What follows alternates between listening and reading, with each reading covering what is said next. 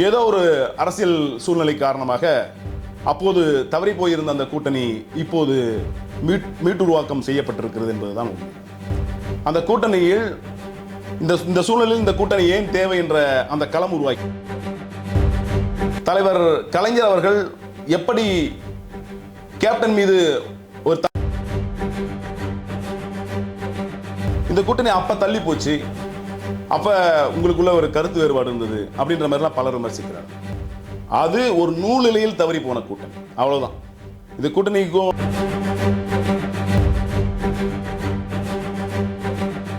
திருப்பரங்குன்றம் எடுத்துக்கணுமா, அதுலயும் அந்நியாரின் இது வெறும் தேர்தல் கூட்டணி அல்ல, இது ஒரு நீண்ட கால கணக்கீடு. இந்த நீண்ட கால கணக்கீட்டின்படி திமுக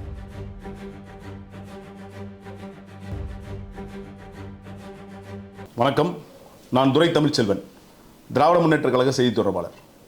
தற்போதுள்ள சூழ்நிலையில் திமுக தேமுதிக கூட்டணி உருவாகியுள்ள இந்த நிலையில் திமுக தேமுதிக கூட்டணி உருவாகியதன் அவசியத்தை இப்போ நாம் எடுத்து சொல்ல வேண்டிய நிலையில் உள்ளோம்.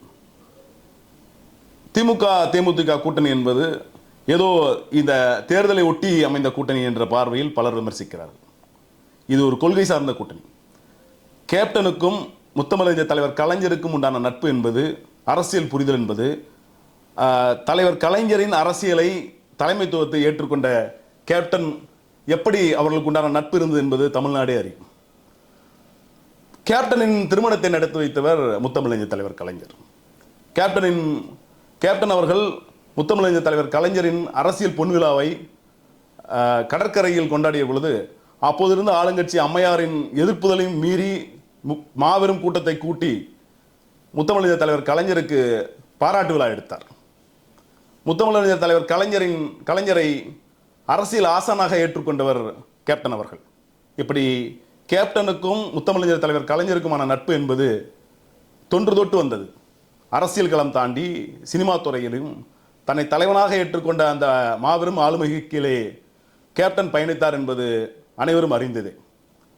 2011 தேர்தலின் பொழுது கூட முத்தமிழறிஞர் தலைவர் கலைஞர் அவர்கள் கூறினார், பழம் நழுவி பாலில் விழும் நேரம் வந்து விட்டது, கட்டாயம் அது விழும் என்ற அந்த நம்பிக்கையை ஏற்படுத்தினார். ஏதோ ஒரு அரசியல் சூழ்நிலை காரணமாக அப்போது தவறி போயிருந்த அந்த கூட்டணி இப்போது மீட்டுருவாக்கம் செய்யப்பட்டிருக்கிறது என்பதுதான் உண்மை.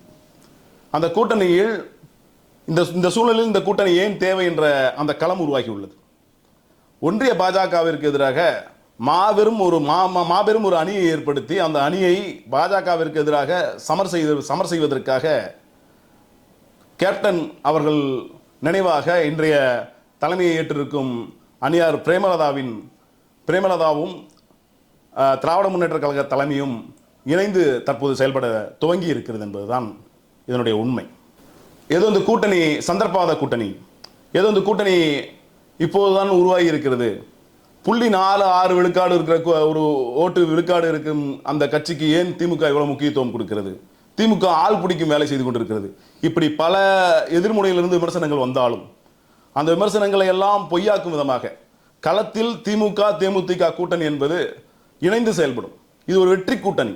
இந்த கூட்டணியில் எதிரிகளை துவம்சம் செய்வதற்காக, தமிழ்நாடு மாநில உரிமைகளை மீட்டெடுப்பதற்காக, தமிழ்நாடு மொழி உரிமையை மீட்டெடுப்பதற்காக இந்த கூட்டணி அமைந்திருக்கிறது என்பதுதான் நம்முடைய பார்வை. தலைவர் கலைஞர் அவர்கள் எப்படி கேப்டன் மீது ஒரு தனி அன்பையும் ஆதரவையும் கொடுத்தார் என்பது இந்த தமிழ்நாடே அறியும். அதன்பால் தற்போது உருவாகி இருக்கின்ற இந்த கூட்டணி என்பது வெறும் தேர்தல் கூட்டணி மட்டுமில்லாமல் இது ஒரு கொள்கை சார்ந்த கூட்டணி என்று தான் சொல்ல வேண்டும். எப்படி இது ஒரு கொள்கை சார்ந்த கூட்டணி? இந்த கூட்டணியில் பயணிக்கும் அனைவருக்கும் ஒரு கருத்து இருக்கிறது. அது மாநில உரிமை, மொழி உரிமை, சமத்துவம், சகோதரத்துவம், சமூக நீதி, இப்படி பல பரிணாமங்களில் இந்த கூட்டணி பயணித்துக் கொண்டிருக்கிறது. கேப்டன் தலைமையை ஒற்றி அந்நியாரின் தலைமையிலும் என்ன நிகழ்ந்து கொண்டிருக்கிறது? இப்பொழுதும் அந்நியார் தேமுதிகவை திறம்பட நடத்தி கொண்டிருக்கிறார். தேமுதிகவிற்கு தனிப்பட்ட கொள்கை இருக்கிறது. திருப்பரங்குன்றம் எடுத்துக்கணுமா, அதுலேயும் அந்நியாரின் நிலை ஒன்றிய பாஜகவிற்கு எதிராக இருந்ததாகத்தான் நாம் பார்க்க வேண்டும். இப்படி மாநில உரிமைகள், இப்படி சமூக நீதியை, இப்படி சமத்துவத்தை அந்நியார் அவர்கள் விரும்புகிறார் என்றுதான் நாம் பார்க்க வேண்டும். 2011 தேர்தலில் தள்ளி போன அந்த கூட்டணி இப்ப எப்படி அமைஞ்சிருக்கு? இந்த கூட்டணியில அன்னைக்கு ஏன் இந்த கூட்டணி நிகழாம போச்சு? ஏதோ ஒரு அரசியல் சூழ்நிலைக்காக அந்த கூட்டணி தவறி போயிருந்த அந்த கூட்டணி தற்போது மீண்டும் உருவாக்கம் செய்து வெற்றி கூட்டணியாக மாறுவதற்காக இந்த மண்ணில் மாபெரும் புரட்சியை ஏற்படுத்துவதற்காக இந்த கூட்டணி அமைந்திருக்கிறது. இந்த கூட்டணி அப்ப தள்ளி போச்சு, அப்ப உங்களுக்குள்ள ஒரு கருத்து வேறுபாடு இருந்தது அப்படின்ற மாதிரிலாம் பலர் விமர்சிக்கிறார்கள். அது ஒரு நூலிலையில் தவறி போன கூட்டணி, அவ்வளவுதான். இந்த கூட்டணிக்கும் ஒரு நாள்ல சில சந்தர்ப்ப சூழ்நிலைகளால் அந்த கூட்டணி தவறி போச்சு. இப்ப இந்த கூட்டணி மீண்டும் உருவாக்கம் செய்யப்பட்டிருக்கிறதே இந்த மாநில உரிமைகளுக்காகவும் தலைவர் தளபதியாரின் சாதனைகளை பின்தொடர்ந்து அவர் சாதனையை அங்கீகரிப்பதற்காக தேமுதிக திமுக கூட்டணியில் தன்னை இணைத்திருக்கிறது என்பதுதான் பொருள். தேமுதிக தலைவர் தளபதியாரின் சாதனைகளை பின்தொடர்ந்து தலைவர் தளபதியாரின் இரட்டை இலக்க வளர்ச்சியை அங்கீகரித்து தலைவர் தளபதியாரின் கல்வி வளர்ச்சியை அங்கீகரித்து தலைவர் தளபதியார் அவர்கள் இந்த மாநிலத்திற்கு செய்திருக்கின்ற பெண் உரிமைகள் பெண் முன்னேற்றத்திற்காக செய்த சாதனைகளை அங்கீகரித்து தேமுதிக திமுக கூட்டணியில் தன்னை இணைத்திருக்கிறது. இது வெறும் தேர்தல் கூட்டணி அல்ல, இது ஒரு நீண்டகால கணக்கீடு. இந்த நீண்டகால கணக்கீட்டின்படி திமுகவோட என்ன கொள்கையோ அதுதான் தேமுதிகவின் கொள்கையும் கூட. ஏறக்குறைய திமுகவோட என்ன மாநில உரிமை சார்ந்த பார்வையோ அதுதான் தேமுதிக பார்வையும் கூட. கேப்டன் அவர்கள் இருக்கும் பொழுது என்ன மாதிரியான முடிவுகளையும் மாநில உரிமைகளை விட்டுக் கொடுக்க கூடாது என்று போர் தொடுத்துக் கொண்டிருந்தார். மாநில உரிமைகளுக்கு எதிராக ஏதேனும் ஒரு குரல் வந்தால் கேப்டன் அவர்கள் அதற்கு எதிராக குரல் கொடுத்திருக்கிறார். அப்படிப்பட்ட சூழ்நிலையிலே இந்த கூட்டணி மீண்டும் உருவாக்கம் செய்யப்பட்டிருக்கிறது வெறும் தேர்தலுக்காக மட்டுமல்ல, இது ஒரு கொள்கை சார்ந்த கூட்டணி தான். கொள்கை சார்ந்த இந்த கூட்டணி இந்த மண்ணில் மீண்டும் மீண்டும் வெற்றி பெறும். இந்த கூட்டணி மீண்டும் தொடரும். இந்த கூட்டணி தேர்தலுக்கு மட்டும் இல்லாமல் கொள்கையை தாங்கிக் கொண்டு களத்திலே தொண்டர்கள் மகிழ்ச்சியாக இருக்கிறார்கள். எப்படி? தேமுதிக தொண்டர்களும் திமுக தொண்டர்களும் மிகவும் மகிழ்ச்சி அடைந்திருக்கிறார். ஒரு கூட்டணி உருவானதற்காக தொண்டர்கள் மகிழ்ச்சி அடைவது என்பது பார்ப்பதற்கே அரசியலில் புதுவிதமான காட்சியாக இருக்கிறது. ஏனென்றால் ஒரு தலைமையும் இணைவது என்பது தாண்டி தலைமை என்ன முடிவு எடுத்திருக்கிறதோ அதை தாண்டி தொண்டர்களும் அதே முடிவை ஏற்றுக்கொண்டு இரண்டு தலைமையின் கீழே மீண்டும் தொண்டர்களும் இணைந்து இந்த மண்ணில் இந்த கூட்டணி வெற்றி பெறுவதற்காக எப்படியான வெற்றி முன்னெடுப்புகளை எடுக்கப் போகிறார்கள் என்ற அந்த பார்வை இப்பொழுதே நம் கண் முன்னே தெரிய ஆரம்பித்திருக்கிறது என்பதுதான் அதன் பொருள். இந்த கூட்டணி உருவாகி இருக்கிறதன் மூலமா தமிழக மக்களுக்கு இந்த கூட்டணி என்ன சொல்ல விரும்புகிறது? இந்த கூட்டணி தற்போது நடைபெற்றுக் கொண்டிருக்க திராவிட முன்னேற்ற கழக ஆட்சியை பிரதிபலிப்பதாக இருக்கிறது. எப்படி இந்த கூட்டணி உருவானதும் பலர் வயிற்றெரிச்சல் படுகிறார்கள். இது ஒரு பொருந்தா கூட்டணி, இந்த கூட்டணி உருவாவதற்கு பின்னால் கொள்கைகள் ஏதும் இல்லை.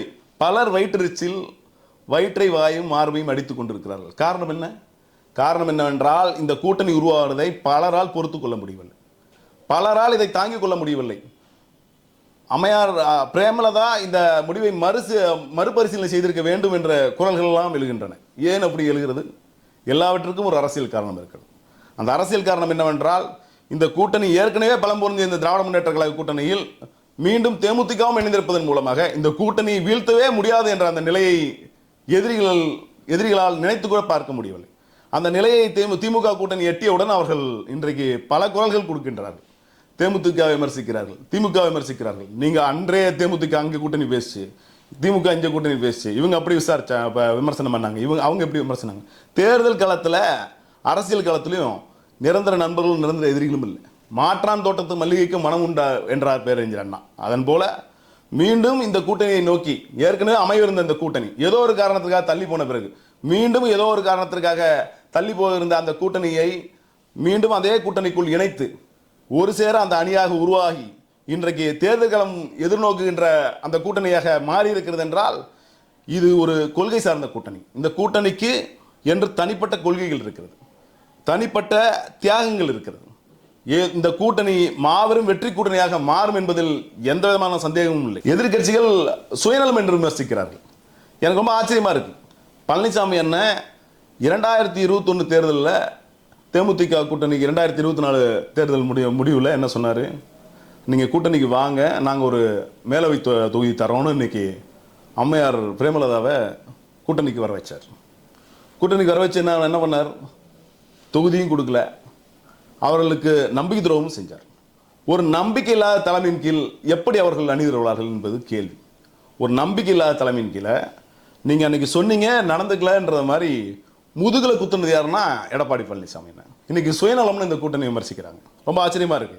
சுயநலம் பொருந்திய எடப்பாடி பழனிசாமி என்ன எத்தனை முறை தேமுதிகவை பயன்படுத்திட்டு கழட்டி விட்டாங்கன்றதெல்லாம் வரலாறு. 2011 வெற்றி பெற காரணமாக இருந்தது அதிமுக, வெற்றி பெற காரணமாக இருந்தது தேமுதிக.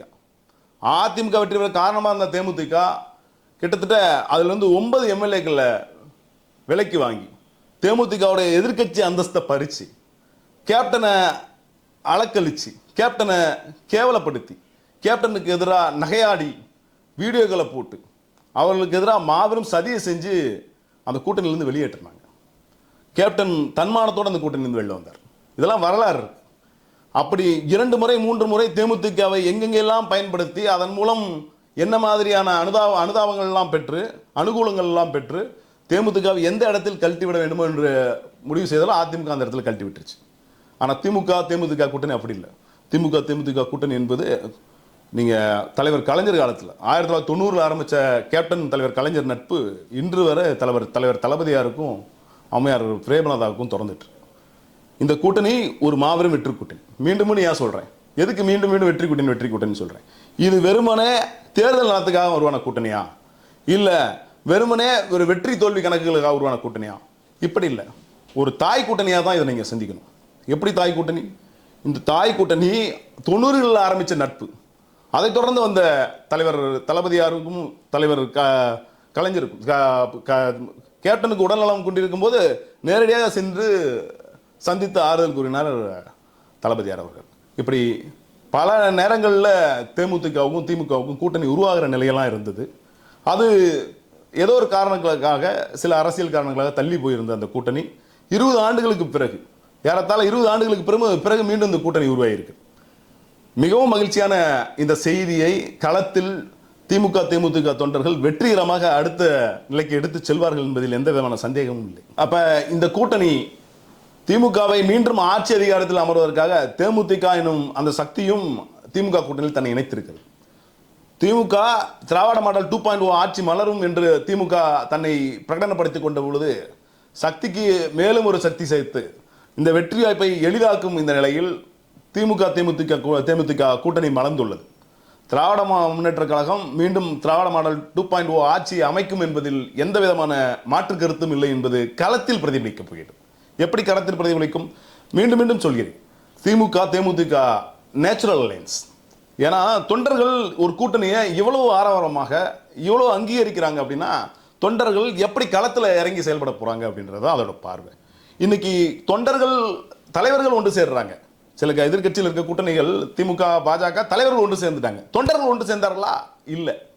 திமுகவுக்கும் தேமுதிகவுக்கு இருக்கிற கூட்டணியில் தொண்டர்கள் எளிதாக ஒன்று சேர்ந்திருக்கிறார்கள். அவர்கள் களத்தில் இணைந்து செயல்பட போகிறார்கள் என்பது பட்டவர்த்தமாக தெரிகிறது. ஆனால் அதிமுகவுக்கும் பாஜகவுக்கும் இருக்க கூட்டணி எப்படி இருக்கு? ஜெல் ஆவாங்களா? இப்படி பல கேள்விகள் இருக்கு. அதிமுக கூட்டணியை தலைமையை ஏற்க தயாரா இல்லை என்று டிடிவி தினகரன் சொல்றாரு. அதே போல டிடிவி தினகரன் கூட்டணி சம்பந்தமான பேச்சுவார்த்தையை நான் என்டி அலையன்ஸோட தான் பேசுவேன், அதிமுக தலைமையோட பேச மாட்டேன்றாங்க. இதெல்லாம் எதை பிரதிபலிக்குது?